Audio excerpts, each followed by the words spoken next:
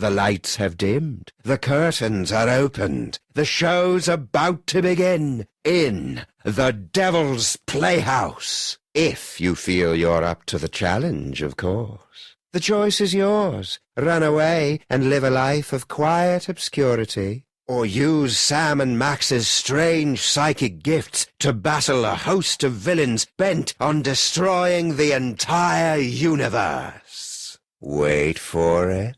That time is now. Ah, you've come back, my friends. You have been taught that your brain controls your body. What then controls your brain? And what happens when control is lost or stolen away?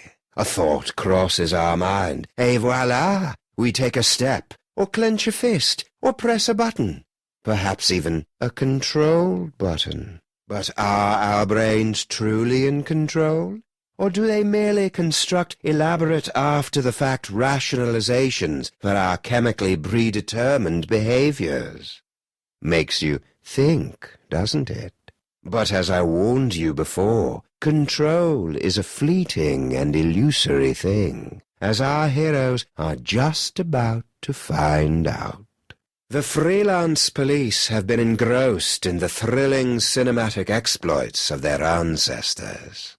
But this companionable pleasure is about to spin violently out of control, for Sam is about to discover, congratulations, thanks to your deft control of various brains and bodies, you've successfully rescued Max's brain and upset the nefarious plans of our twin villains.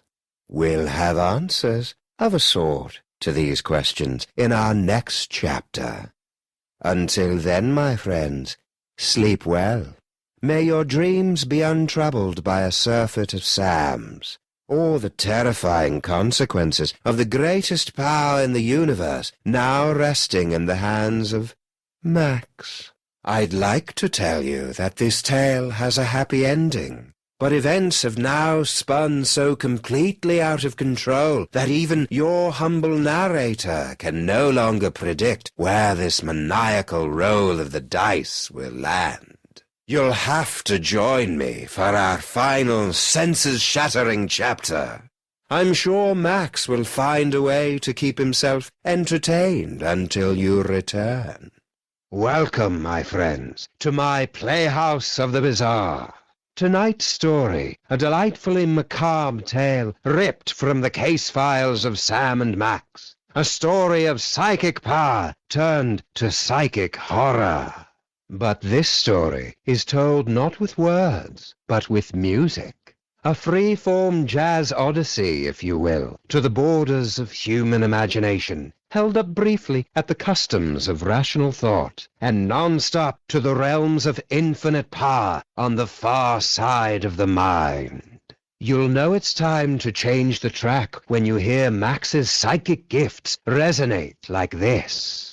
But for now, sit back, relax, and let the music take you on a journey. Your ticket has been torn. There's a concession booth up ahead. You've just taken your seat in the Devil's Playhouse. Well, has your mind been blown yet?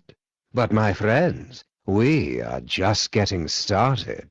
Use this brief intermission to gather what's left of your senses. When you're ready, place side B of this record onto your high-fidelity turntable and prepare yourself for a second assault on everything you once believed to be true. I'll be waiting.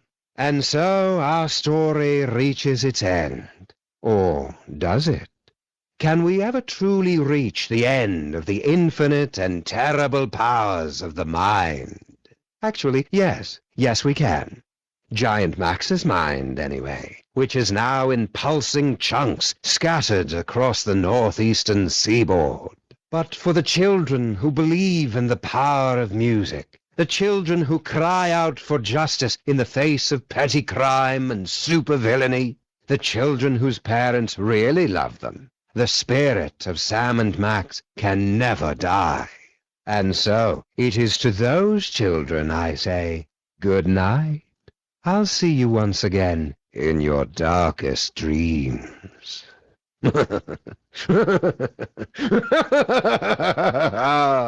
Yes.